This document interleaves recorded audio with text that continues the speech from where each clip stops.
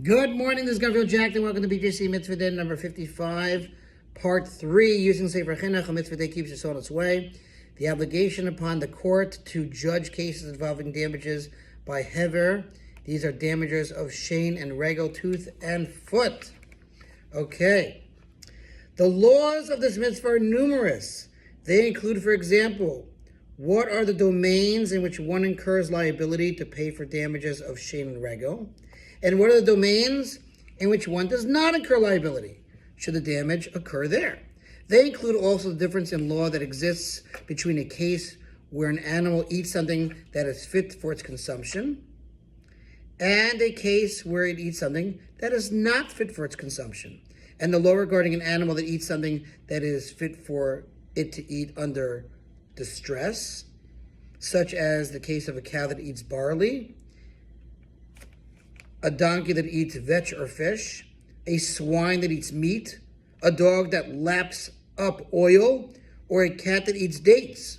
Also included is the law that even in a case where the owner is exempt from paying for shein damages, it occurred in the public domain, if the animal benefited from the food that it ate, he, the owner, must pay for the value of the benefit that it realized. These laws, as well as additional details of this mitzvah, are to be found in Tractate Gittin as well as in Bava Kama.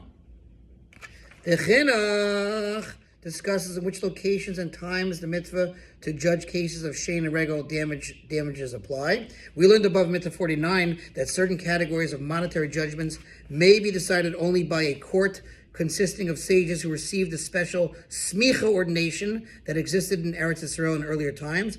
As explained there, this includes some cases involving damage done by one's animals. This matter is the subject of a lengthy discussion in the 8th chapter of Tractate Bava Kama. The Chinuch now cites a part of that discussion pertaining to the cases of shein and regel damages. There in chapter Heveir in Bava Kama, the Gemara states, in reference to what did Rava say that we collect payment for damage inflicted by one ox upon another ox, even in Babylonia, where we lack judges ordained in Israel, only in reference to damages of shein and regel, tooth and foot, where the animals are considered warned from the outset.